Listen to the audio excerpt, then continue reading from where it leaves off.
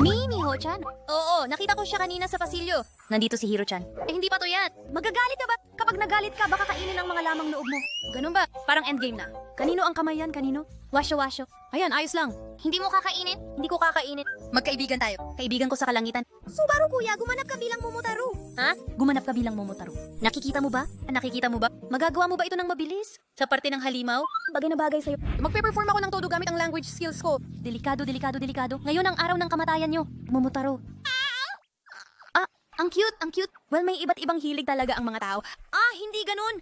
Habang nagnanakaw ng mga lamang loob, ang nakikitang pagkukunwari ay nakakasakit ng tao. Hindi kita papayagang magpalago. Gusto kong agad itong i-flush sa tubig. Ayan, umaagos na. Mukha ni Miho-chan. Panahon ng Sengoku. Mga salitang sinasabi sa mga umaagos na bagay na hindi matatalo ng mga bulaklak. Chori de shinchoro. Wow, dombura ko ko. Satsui ga na ito, Satsui. Parang gusto ko ring sumabay sa agos, no? Iba ang mga bituin. Mukha lang ito. Tama, ang pag-akyat ng talon na ito ay hindi madali kung wala kang malakas na mga binti. Sadya Sage.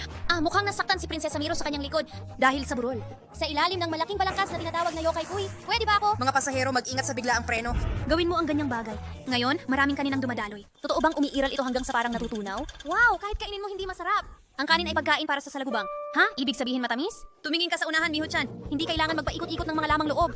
Ay, sana umalis na agad ang mga bisita. Wow, huminto. Tama, ang tanging makakapigil sa tuloy na ito ay isang kawayan. O baka isang napaka-cute na istasyon ng kawayan. Ang tapang ng larawang ito. Parang nagiging epic ang buong mundo. Ang sigaw ni Sweet-chan ay talagang kahanga-hanga. Dahil nga kawayan! Sino yan? Na itong bamboo combo. Ha? Bigla ka bang inantok? Hindi pa ako. Natutulog.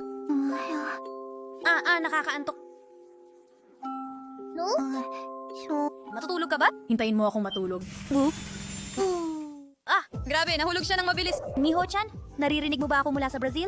Oo, malinaw ang dating mo. Ayos ka lang ba, Miho-chan? Kalma lang ako. Pupunta ako para tumulong. Hindi ko pwedeng pabayaan lang. Sobrang perfect kung mahulog ka pa. Hindi ito ang oras para ma-depress. Walang problema. Dahil sa pag-aasin, mas tumitigas na ang katawan ko. Maalat. Gusto ko ng chop.